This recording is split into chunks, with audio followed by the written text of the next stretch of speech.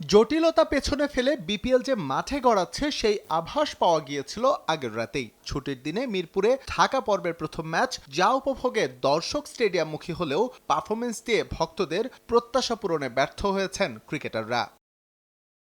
যদিও টস হেরে ব্যাট করতে নেমে ভালো শুরুর ইঙ্গিত নোয়াখালীর দুই ব্যাটার সৌম্য হাসানের ব্যাটে। উদ্বোধনী জুটিতে 34 রান তুলে সৌম্য আউট হন ব্যক্তিগত 14 রানে। সঙ্গী হারিয়ে বেশিদূর এগুতে পারেননি হাসান। 25 রানে খেলতে থাকা এই ওপেনারকে তুলে নেন শরীফুল ইসলাম।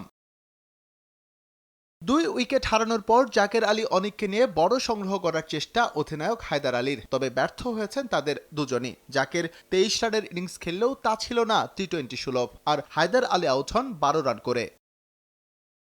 জায়গা বদল করেও সুসময়ের দেখা পাননি হাবিবুর রহমান সোহান, বরং আরও স্লো হয়েছে তার ব্যাটিং। এদিন আউট হয়েছেন মাত্র 11 রান করে। 7 নম্বরে খেলা সাব্বির হোসেন কিছুটা চেষ্টা করলেও নোয়াখালীর ব্যাটারদের দাঁড়াতেই দেননি শরীফুল ইসলাম। নিজের 5 উইকেট পূরণ করে প্রতিপক্ষকে আটকে দেন মাত্র 126 রানে।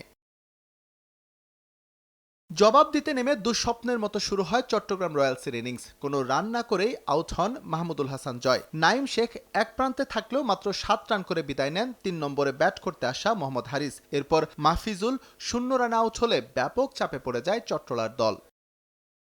সেই চাপ আরও বাড়ে দলীয় 29 রানে নাইম শেখ আউট হলে। পঞ্চম উইকেটে হাসান নওয়াজকে সঙ্গে নিয়ে বিপর্যয় সামাল দেন অধিনায়ক মেহেদী হাসান। তারা স্কোর বোর্ডে জমা করেন 40 রান। 11 রান করে নওয়াজ আউট হলেও একেবারে ক্যাপ্টেন্স নক ইনিংস উপহার দেন মেহেদী। ষষ্ঠ উইকেটে সঙ্গী হিসেবে কাপ্তানের সঙ্গে যোগ দেন আসিফ আলী। এই দুইজনের অবিচ্ছিন্ন জুটি চট্টগ্রামকে পৌঁছে দেয় জয়ের বন্দরে। 49 করে অপরাজিত থাকেন মেহেদী হাসান। আসিফের ব্যাট থেকে আসে হার না মানা 36 রান, 18 বল আর 5 উইকেট হাতে রেখেই ম্যাচ শেষ করে Chattogram Royals. S M Iqbal, সময় সংবাদ।